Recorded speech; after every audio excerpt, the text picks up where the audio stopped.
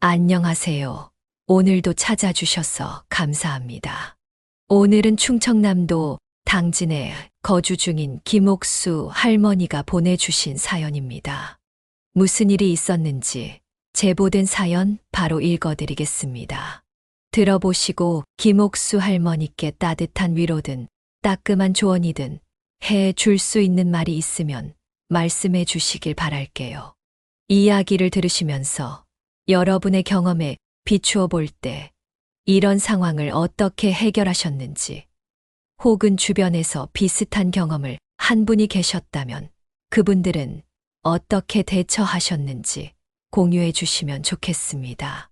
좋아요와 구독 그리고 알림 설정 눌러주시면 올라오는 사연 함께 들어보실 수 있습니다. 그럼 사연 바로 읽어드리겠습니다. 안녕하세요. 얼마 전 속 시원하면서도 가슴 아픈 사건을 맞이하게 된 여성입니다. 내 뱃속으로 낳은 자식들이지만 이제야 철이 들어 취직시키고 시집 장가 보내 살만하다 싶으니 그간 고생했던 양육에 대한 보상은 참으로 비참하게 다가오더군요. 물론 우리 아이 3명이 다 저를 아프게 한 건 아닙니다. 제가 상처를 받고 가슴이 찢어지는 듯한 아픔을 겪게 만든 장본인은 다름 아닌 이남 일녀 중 장남으로 있는 우리 큰아들이었죠. 이 아이는 어릴 때부터 지 동생들보다는 조금 더 냉철하고 이기적인 면이 있었어요. 지 아빠가 가진 좀 무뚝뚝하고 이기적인 부분들이 있어 저도 같이 연애할 때나 결혼 초에 같이 살 때 많이 힘들었을 정도였는데요.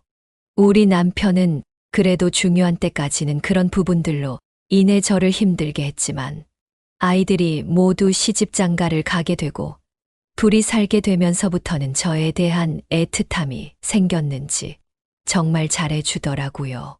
그래서 그간 마음 고생했던 것들을 그나마 좀 보상받을 수 있었습니다. 하지만 이제는 남편이 제 편이 되어주니 생각지도 못하게 자식 놈 때문에 속을 썩게 되었네요. 지금은 인연을 끊고 살고 있지만 인연을 끊기 전까지만 해도 우리 첫째 놈은 지 아빠를 닮긴 했어도 겉만 좀 그렇지 속에는 잔정이 좀 있는 놈이었어요. 큰아들 놈은 크면서 지가 첫째니까 본인이 잘 되어야지만 밑에 애들도 그 덕을 보지 않겠냐고 이야기해서 유학을 보낼 때나 취업을 준비할 때 아낌없이 지원을 해줬죠. 저희 남편이 시댁 쪽에서 받은 재산이랑 본인이 열심히 돈 벌어 땅과 부동산으로 재테크를 잘한 덕에 재산을 잘 가지고 있었기 때문에 아이들 3명 다 여유롭게 키울 수 있었지만 그래도 첫째에게는 더 많은 투자를 해주었어요. 그리고 첫째는 정말 본인 말대로 대기업 쪽으로 취업을 한 뒤로는 자신이 벌어낸 돈으로 저희 부부 대신 지가 동생들 용돈 줘가며 동생들 뒷바라지를 열심히 했으니 아예 속 없는 경우 없는 놈은 아니었죠. 하지만 이랬던 놈이 완전히 자기 중심적으로 바뀌고 경우도 없는 인간으로 바뀐 건 결혼을 하고 난 이후부터였습니다. 얘는 다른 자식들과는 달리 처음부터 결혼할 애를 집에 데리고 올 때 며느리감이 눈에 안 찼어요. 얼굴은 반반했지만 직업도 그냥 그렇고 첫인상부터 차가운 게 다가가기 어렵게 느껴지더라고요. 우리 애도 인상이 좋은 편은 아닌데 상대도 만만치 않았죠. 저는 우리 아들이 부족한 부분이 많다는 걸 잘 알고 있었기 때문에 며느리만큼은 좀 사근사근하면서 따뜻한 마음씨를 가진 아이였으면 했는데 그게 아니라 약간 실망스러웠어요. 보통은 첫며느리로서 집에 오면 잘 보이려고 노력할 텐데 이 아이는 안 그렇더라고요. 나름 손님 대접한다고 열심히 준비한 음식이 입에 맞냐고 물었을 때 전혀 생각지도 못한 답을 내놨거든요. 어디 반찬이 입에 좀 맞아요? 귀한 손님이 온다고 신경을 좀 쓰긴 했는데 입에 잘 맞는지 모르겠네. 좀 짜네요. 찌개도 너무 걸쭉하고 시금치는 좀 덜 삶아야 할 것 같은데 너무 푹 삶으면 쓴맛이 나요. 간도 진한 것 같고 제 입에는 잘 안 맞아요. 당돌하게 저희 음식을 하나하나 지적하는 대답을 들으며 그 자리에 앉아있던 저희 모든 가족들이 다 놀랐습니다. 보통은 입에 맞지 않아도 이런 자리에서는 괜찮다고 넘어가는 게 일반적이잖아요? 전 솔직한 건지 당돌한 건지 구분이 안 가 어떤 대답을 해야 할까 당황하고 있던 사이에 이건 뭐 그 분위기를 풀어줘도 부족할 판에 우리 아들놈이 끼어들어 한술 더 뜨기 시작하는 겁니다.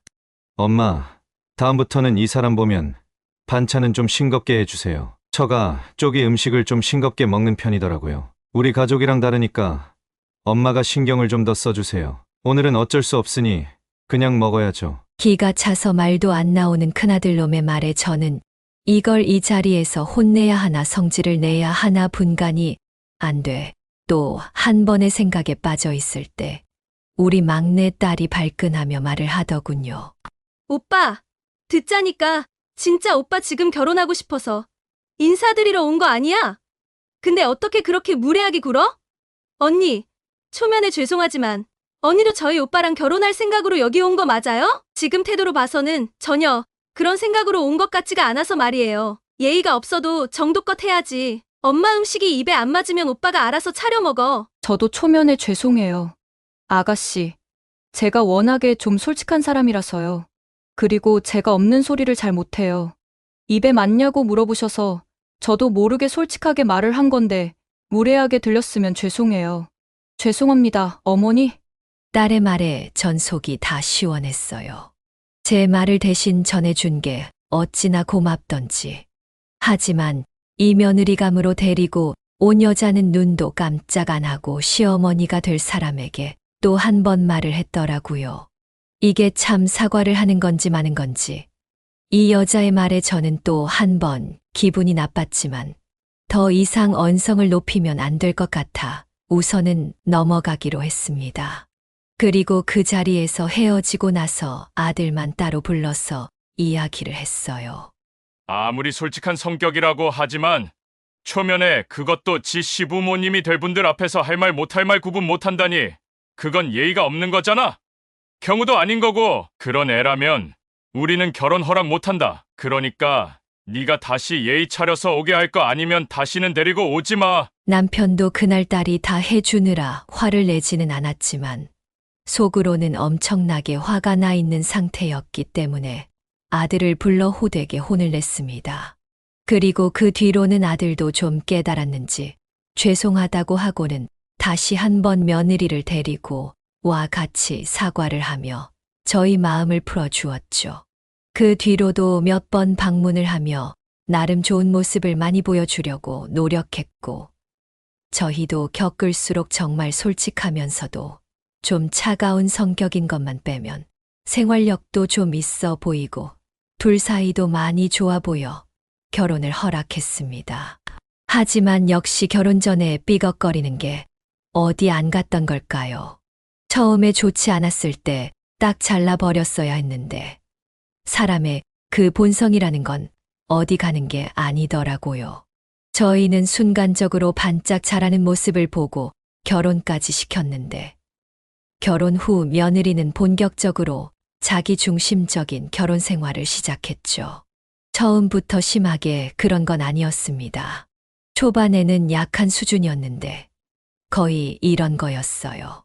저희 집은 제사를 지내지는 않았지만 대신에 지금 살아있는 우리 가족들에게 잘하자는 의미에서 제사를 지내는 대신 모여서 같이 식사를 하는 시간을 가졌죠. 둘째 외 셋째 모두 가족이 다 있었는데 이 애들은 항상 일찍 와서 제가 밥 차리는 것도 도우며 처음부터 시간을 함께 보냈어요. 그런데 우리 큰아들 내외는 바쁘다는 핑계로 늘 밥을 다 차렸을 때 와서는 끝나고 설거지도 한 번 안 하고 집으로 돌아갔어요. 대기업 다니느라 일이 많아 시간을 쪼개고 온 거라나 뭐라나. 하지만 요즘 젊은이들 바쁜 것은 우리 때랑은 또 다르다고 하기에 그건 이해를 해줬습니다. 우리 둘째나 셋째 놈이 가끔 서운해했지만 본인들은 다들 우리 부부가 좋아서 찾아오는 거니까 별소리 안 하고 잘 넘어갔었죠. 그러다가 문제가 터진 건 바로 제가 크게 다쳤을 때였어요. 제가 밖에서 친구들하고 나들이를 나갔다가 발을 잘못 디디는 바람에 다리 한쪽이 부러졌던 적이 있었습니다. 그때 우리 딸이랑 둘째 아들은 놀라서 와가지고 둘째 며느리는 며느리대로, 우리 딸은 딸대로 찾아와서 저희 집에 반찬도 넣어주고 집안 청소도 해주고 그랬어요. 게다가 우리 둘째 아들은 자기가 다 저를 병원에 데리고 다녔죠. 일하느라 바쁜 제 아빠 대신에 보호자 역할을 하며 저를 챙겨주었고 병원비도 모두 대주고 말이에요. 저는 미안한 마음에 자식들에게 그러지 말라고 했는데도 불구하고 걔네들은 자식도 이런 때 써먹으라고 키우는 거라며 저를 살뜰히 챙겼어요. 하지만 유일하게 우리 첫째 내외는 분명 제가 다쳤다는 소리를 들었을 텐데도 불구하고 전화 한 통 없었답니다. 한 번은 제가 깁스를 풀기 전 또 한 번의 가족 모임이 있었더랬죠. 그때도 온 가족이 다 모였는데 의식을 하려고 보니 제 몸이 성치 않아 애들이 다 집에 와서 식사를 차렸어요. 그런데도 이날도 역시나 첫째는 한참 늦게 와서 밥을 다 차렸을 때쯤 들어왔죠. 늦게 와서 밥만 먹고 가는 것도 얄미워 죽겠는데 아픈 저를 보고 하는 며느리의 말에 저는 그때는 참지 못하고 며느리에게 호통을 칠 수밖에 없었습니다. 어머니가 아프셨다는 말은 들었는데 꽤 많이 다치셨네요. 그러게 조심하셨어야죠. 노년에 어딜 그렇게 다니셔서는 그냥 나이 드셨으면 집에 곱게 계시는 게 상책이에요. 어머니가 어디 젊은 시절 체력인 줄 아세요? 지나가는 사람 붙잡고 물어보세요. 그 연세에 그렇게 돌아다닌다고 말씀하시면 노망났단 소리 들으실걸요? 아주 지 시어미를 가르치다 못해 노망난 할망구로 만들어버리는 큰 며느리의 말에 저는 기분 나쁜 기색을 숨길 수가 없었어요. 결혼 전에 호되게 혼나고도 아직 정신 못 차리고 아픈 시어머니에게 막말을 해대는 며느리를 가만두고 볼 수가 없었죠. 야, 너는 지금 그게 달린 입이라고 그렇게 짓거리는 거냐? 어디 시어미를 노망난 할망구로 만들고 난리야? 네가 내가 나들이 간다고 용돈을 한 번 줬어? 아니면 다쳤다고 해서 괜찮냐며 전화 한 통을 해봤어? 아무것도 안 한 주제에 어디다 대고 훈수질이야? 저는 화가 나서 있는 그대로 성질을 내버렸고 이건 누가 봐도 제가 화내기에 마땅한 상황이었기 때문에 그 자리에 있는 사람 누구 하나 말리지 않고 오히려 제 편을 들어주며 며느리를 혼내기 시작했어요. 그러게 형수 말씀이 지나치세요. 형수는 나이 안 먹을 것 같아요. 그리고 부모님 안 계십니까? 형수! 부모님께 가서도 이렇게 말씀하실 거예요?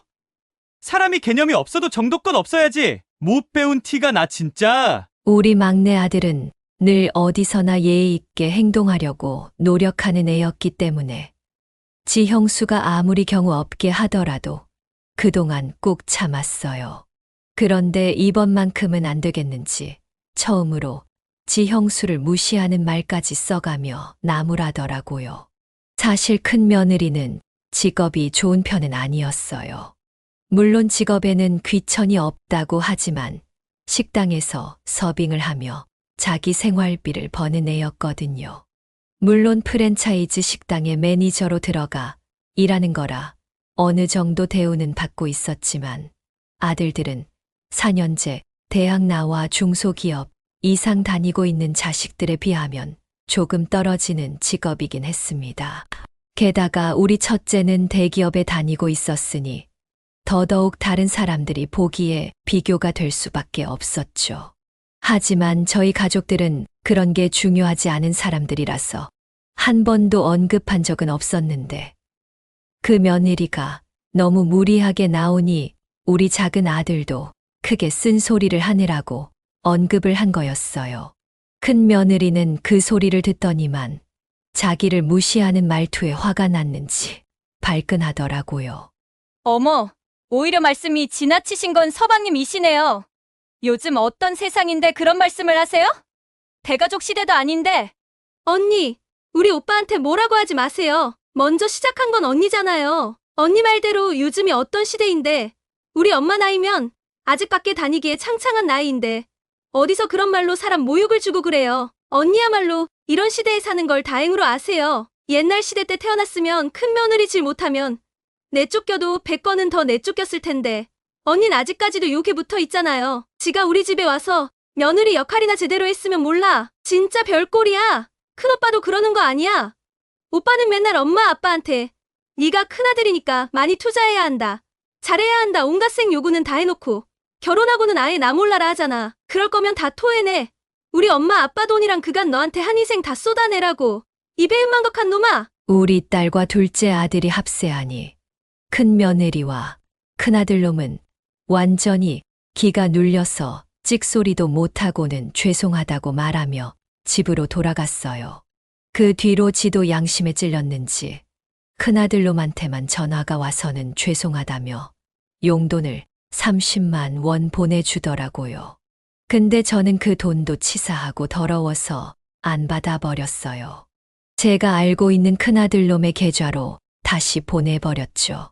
그랬더니 그제서야 며느리와 같이 찾아와 무릎 꿇고는 죄송하다고 빌더군요.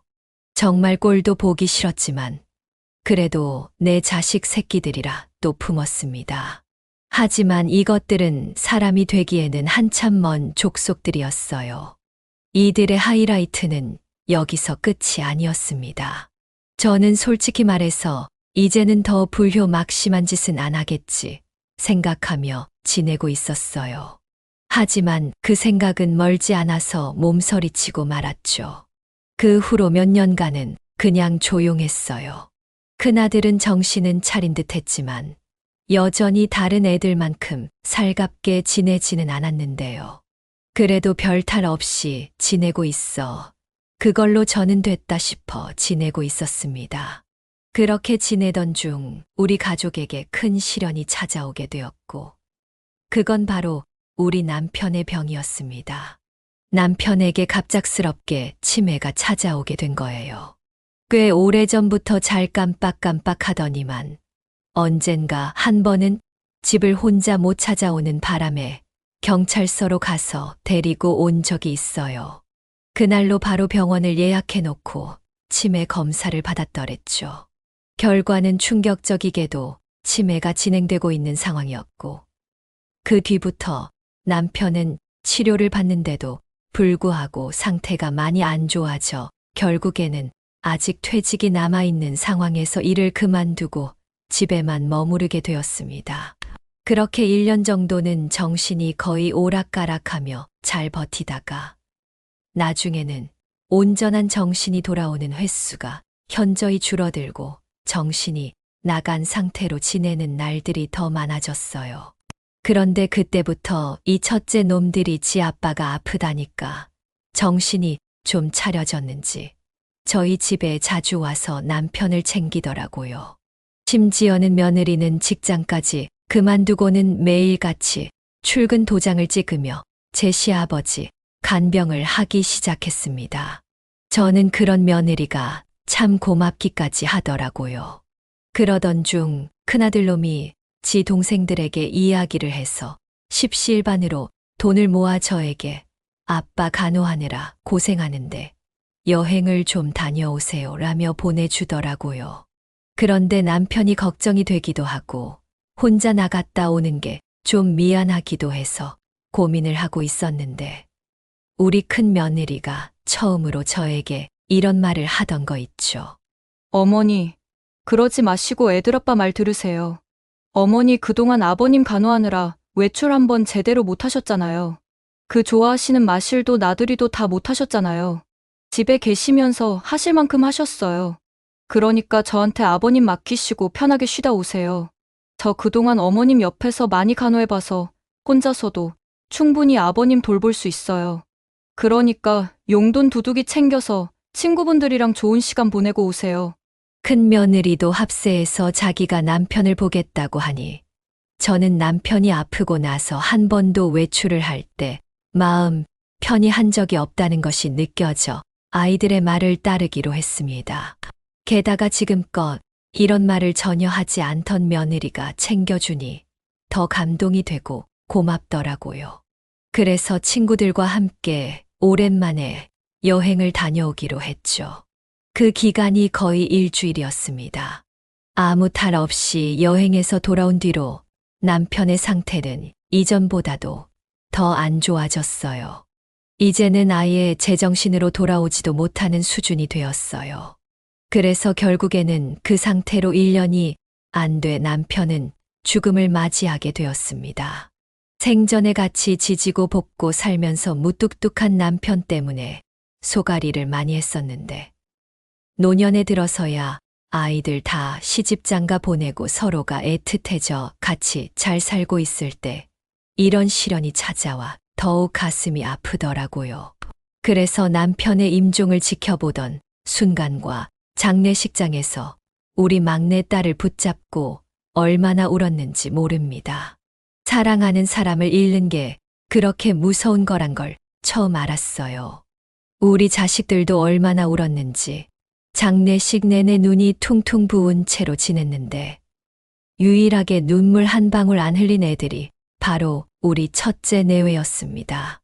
얘네들은 이상하게 제가 여행을 다녀온 이후부터 태도들이 다시 변하기 시작하더니 며느리도 나중에는 지 아버지 상태가 더 심해지는데도 불구하고 한 번도 찾아오질 않더라고요. 남편의 임종을 지켜보던 순간과 장례식장에서 우리 막내딸을 붙잡고 얼마나 울었는지 모릅니다. 자식들도 얼마나 울었는지 장례식 내내 눈이 퉁퉁 부어 있었어요. 그런데 유일하게 눈물 한 방울 안 흘리던 이가 바로 우리 첫째였습니다. 이상하게 제가 여행을 다녀온 이후부터 첫째와 며느리의 태도가 변하기 시작하더군요. 며느리도 나중에는 시아버지 상태가 더 심해지는데도 한 번 찾아오질 않더라고요. 그러다가 임종을 겨우 지키고는 장례식장 안에서도 온갖 인상을 다 쓰며 귀찮다는 듯이 지내는 게 영보기가 안 좋았습니다. 하지만 제가 그때는 그 애들을 신경 쓸 정도로 마음의 여유가 없었기 때문에 그렇게 넘어가야만 했어요. 그리고 곧이어 저는 죽은 남편이고 뭐고 정신을 바짝 차릴 수밖에 없는 사건을 맞이해야만 했죠. 장례식장에서 한참을 썩은 표정으로 있던 큰아들 내외가 유품을 정리하고 있는 저희 집에 와서는 당당하게 안방으로 들어가 평소 제 손이 닿지 않는 장롱 천장에서 무언가를 꺼내오더라고요. 저는 여분의 물건들을 리빙 박스에 싸서 보관하고 있었는데 글쎄 저희 큰 며느리가 저도 모르는 무언가를 숨겨 놓았죠. 그리고 그걸 모든 가족들이 다 있는 자리에서 공개하는데 그곳에 있던 저와 둘째, 셋째 내외 모두 경악할 수밖에 없었습니다. 큰 며느리가 웃으며 당당하게 꺼내든 무언가는 바로 한 장의 종이었고 그 안에는 남편이 언제 썼는지도 모르겠는 유언장이 적혀 있었죠. 그 안에 있는 내용은 가히 충격 그 자체였어요. 남편이 가지고 있는 재산들 중 무려 70%를 첫째에게 상속하겠다는 내용들이 담겨져 있었거든요. 큰 며느리와 첫째 놈은 그걸 꺼내와서는 당당하게 저희 앞에서 읽어내려갔고 조금은 삐뚤빼뚤했지만 제가 알고 있는 남편의 글씨체와 도장이 정확하게 찍혀 있었습니다. 전 깜짝 놀라며 그 종이를 다시 가서 보았고 반박할 수 없을 만큼 우리 남편의 흔적이 담겨 있는 내용을 보면서 완전한 좌절을 맛보아야만 했죠. 그리고는 이 치밀한 인간들 때문에 저는 머리 끝까지 화가 치솟는 경험을 해야만 했습니다. 남편이 유언장을 남긴 날짜를 보니 제가 여행을 가고 없을 때였거든요. 그때 며느리와 아들놈이 어떻게 남편을 꼬드겼는지 유언장을 본인 손으로 직접 작성하게 만든 거였죠.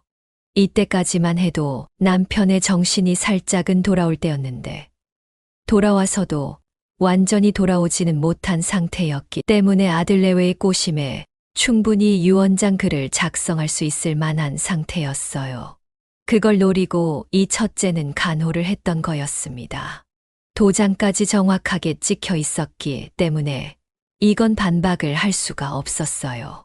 게다가 내용 자체도 100% 상속이 아닌 일부 상속이 들어가고 그 나머지는 다 본인 형제들이나 저에게 돌려지게끔 손을 써놨기 때문에 어떻게 할 수 있는 상황도 아니었죠.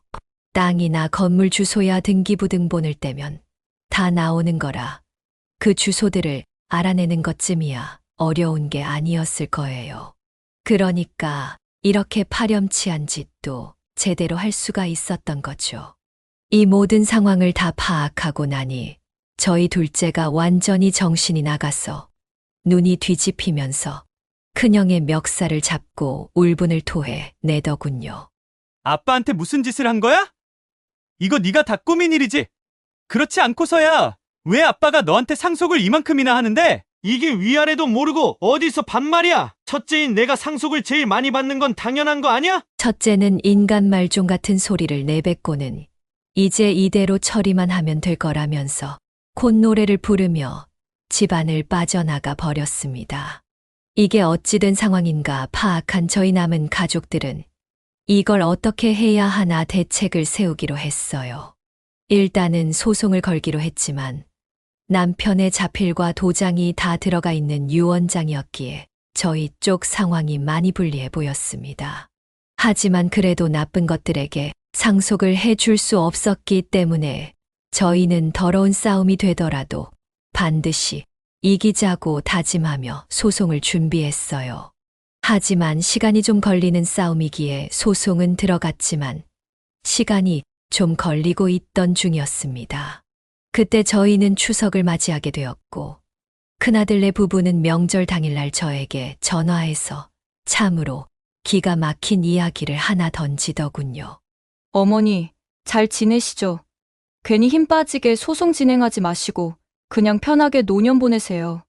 어머니한테 들어가는 돈만 해도 넉넉할 거고 또 어머니 사실 날도 얼마 안 남았는데 저희 거 뺏어서 뭐 하실 거예요? 저희는 이번 명절에는 못 갈 것 같네요. 지금 애들 데리고 제주도 와 있어서요. 대신 집에서 식사라도 함께 하시라고 계좌로 돈 보내드렸으니 그걸로 명절 잘 보내세요. 저는 어차피 명절에 온다고 해도 안 받아줄 생각이었는데 기어이 먼저 전화해서 사람 속을 긁는 며느리에게 화가 났어요. 그래서 보내줬다는 돈을 다시 보내주기 위해 계좌를 열었는데 이게 웬일인지 저는 거기에서 한 번 더 뒷목을 잡아떨어야 했죠. 며느리가 저에게 보내준 돈은 다름 아닌 3만 원이었습니다. 그걸 보며 어쩜 사람이 이렇게 잔인하고 사악할 수 있을까란 생각이 들어 저는 제가 인생을 잘못 살았나 싶어 한참 눈물을 흘려야만 했어요. 다음 날 집에 찾아온 아이들에게도 이야기를 하니 우리 남은 자식들도 분통을 터뜨리며 힘들어했죠. 그렇게 눈물과 고통의 명절을 보내면서 저는 더 악착같이 싸우기로 했습니다. 그렇게 이를 갈며 소송을 준비했고 긴 시간이 흐르면서 많은 인내와 고통을 겪어야만 했습니다. 그리고 몇 달 후 마침내 판결 결과가 나오게 됐어요. 다들 결과가 궁금하시죠? 판결문에는 큰아들이 증거로 제출한 유언장은 유효하지 않다. 이런 내용이었습니다. 저희는 그 판결을 받고 얼마나 오열을 했는지 몰라요. 우선은 소송에서 이겼다는 안도의 눈물과 부모 자식 간에 이 돈 때문에 법정에서 이렇게 마주쳐야 한다는 현실이 너무 힘들었기 때문입니다. 엄마, 이제 됐어. 이겼다고. 이제 저것들 다시는 보지 말자. 정말 아무리 후레자식이라지만 이렇게까지 천인공노할 행동을 하는 놈들은 없을 거야. 그러니까 엄마 울지 마. 둘째는 그렇게 말하며 저를 꼭 안아주었습니다. 다들 궁금하시죠? 어떻게 그 유언장이 인정되지 않았는지. 그 이유는 바로 당시 남편의 건강 상태였어요. 저희는 법원에 남편 치매 진료 기록과 의사소견서를 제출했습니다. 그건 바로 유언장을 작성했을 때 남편의 정신 상태가 정상이 아니라는 걸 증명하기 위해서였죠. 그리고 제가 유언 효력 확인 소송을 제기했었는데 유언장에 집행자가 명시되어 있지 않아 인정되지 않았던 부분도 있었어요. 요즘 많이 하시는 공증 또한 해놓지 않은 상태라 그 유언장은 고작 종이 쪼가리에 불과했죠. 그리고 요즘 유언장을 작성할 때 증인을 내세워야 하는데 그때 그 자리에는 상속자인 큰아들 내외밖에 없었기 때문에 그것도 발목을 잡은 거였죠. 보통 친척이나 형제들을 많이 내세운다고 하던데 그 유언장은 그 누구도 증명해 줄 사람이 없었던 거였습니다. 이 세 가지 이유 때문에 우리는 아들과의 소송에서 승소할 수 있었죠. 이건 말도 안 돼요. 보세요. 아버지가 직접 쓰신 글씨체랑 인감도장도 있는데 유언장을 인정 안 한다니. 아직도 정신을 못 차렸니? 왜 이렇게 변했어? 결혼하더니 이제 애미 애비도 못 알아보고 이런 짓을 꾸미다니 이 천하의 죽일 놈 같으니라고. 넌 꼭 천벌 받을 거다. 이놈아, 하늘에서 네 애비가 다 지켜보고 있어. 나한테 엄마라고 부르지도 마. 전 그렇게 말을 하고서는 아이들과 집으로 돌아올 수 있었습니다. 그리고 그 일이 있은 후 저는 더 놀라운 사실을 발견하게 됐어요. 아들과 소송을 하느라 다른 거 신경 쓸 일이 없었는데 이제 조금 마음에 여유가 생기다 보니 남편의 유품들이 보이기 시작하더라고요. 그 중에 가장 먼저 눈에 들어온 게 바로 남편의 핸드폰이었습니다.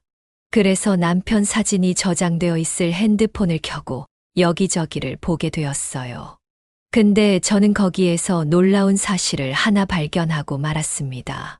그때 당시에 정신이 가끔 돌아왔던 남편은 아들 내외의 실상을 조심스럽게 녹음하고 있었던 거였어요.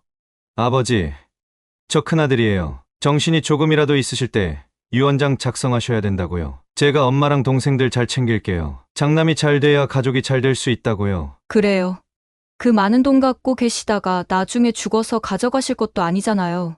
이 사람 말대로 저희가 중심을 잡고 가족들 생길 테니까 믿고 그렇게 해주세요. 거기에는 아들과 며느리의 육성이 흘러나왔습니다. 이런 말들이 녹음되어 있었죠. 남편은 그런 아들 부부를 보며 아무 말도 하지 않은 것처럼 보였습니다. 그러다가 하루 뒤 더 끔찍한 녹음이 담겨져 있었어요. 아버님, 계속 이렇게 버티실 거예요? 그럼 어머님 오실 때까지 굶으세요. 노인네가 고집은 참 세가지고는. 이렇게 말을 하며 이틀 동안 밥도 안 주고 남편을 괴롭히기도 한 것처럼 보였습니다. 그때 남편은 어떤 심정이었을까요? 몸도 안 좋은 상태에서 장남에게 그런 모욕을 당하며 일주일을 보냈으니 아마도 남몰래 많은 눈물을 흘렸을 겁니다. 전 그런 것도 모르고 좋다고 여행을 갔으니 너무나 제 자신이 원망스러웠습니다. 남편은 그 이후 거의 반강제적으로 유언장을 썼던 걸로 보였어요. 우리 남편은 이 사실을 왜 제게 말하지 않았을까요? 아마 생전에 부모와 자식 간의 싸움을 보고 싶지 않아서였을까요? 늙어가면서 얼마나 가슴을 졸이며 살았을까요?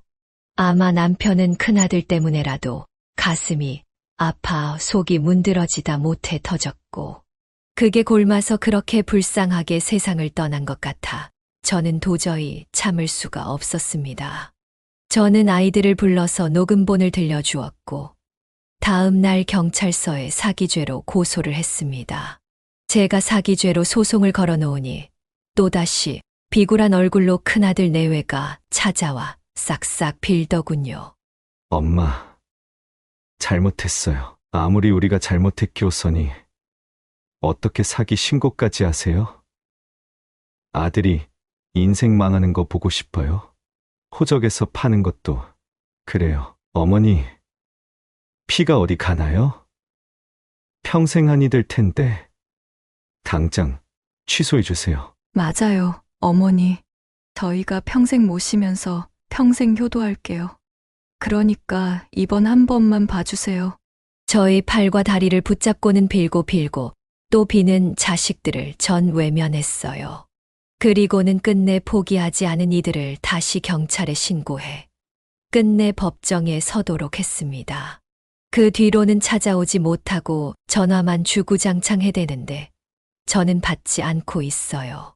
내 배에서 난 자식이지만 악의 끝을 달린 인간을 더 이상은 거둘 수가 없어. 저는 피를 끊어내는 고통을 겪으며 첫째 내외를 외면하고 있습니다. 그저 우리 남은 자식들에게 나 잘하며 살고 싶네요. 얘네들은 조만간 형량이 정해질 것 같아요.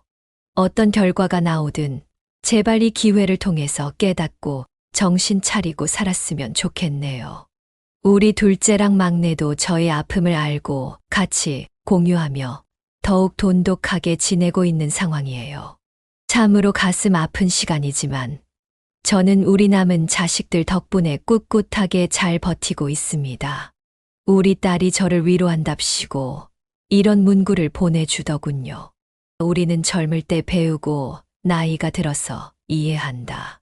그래서 하는 말이 아직은 제가 젊기 때문에 이런 이해 못할 일이 일어난 거라며 앞으로의 인생에서는 이해할 수 있을 만한 범주 안에서만 벗어나지 않으면서 살라며 격려해 주었어요. 그 말을 듣는데 어찌나 눈물이 나던지요. 제 인생은 아이러니하게도 단계 있으면 쓴 게 있는 것 같아요. 우리 자식이 그런데요. 첫째는 저에게는 쓴 음식이지만 우리 둘째와 막내는 저에게 달디단 음식입니다. 그래서 이제는 단 것만 가까이 하며 지내려고 해요. 아들은 나중에 들어보니 그 많은 재산을 가로채 일을 그만두고 건물을 사려고 했다더군요. 요즘에 부동산만큼 단기적으로 수익을 볼 수 있는 게 없기 때문에 건물을 사서 월세를 받아가며 인생을 살려고 했다고 했어요. 너무 마음이 아팠습니다. 정말 책임감이 강했던 아들, 동생들도 잘 챙겼던 듬직한 아들이 왜 이렇게 변해버렸을까요? 지금도 녹음 속에 들리는 아들의 사악한 모습이 생생하게 떠오릅니다. 잠에서 깨면 얼마나 우는지 모릅니다. 결혼한 후부터 너무나 변해버린 아들.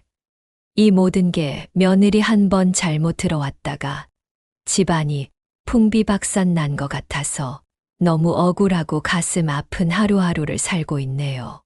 여러분, 제가 잘한 거 맞는 걸까요? 아무리 부모 자식 간에도 잘못을 했으면 천륜을 끊는 게 맞는 거겠죠.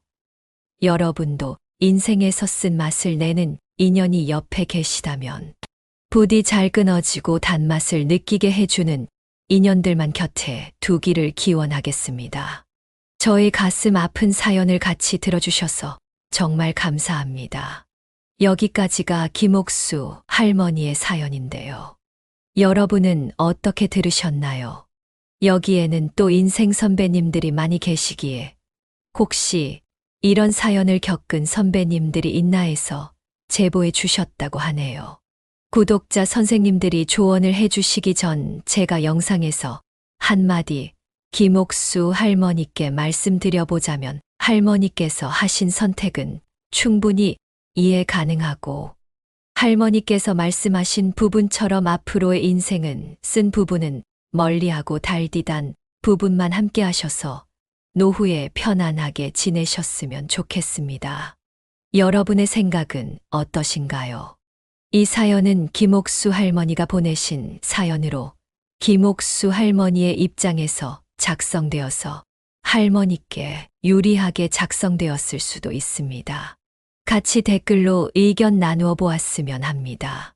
김옥수 할머니의 사연 영상이 주는 교훈이 유익하시다면 좋아요와 구독, 그리고 다른 지인에게 공유 부탁드리며 저는 그럼 다음 사연에서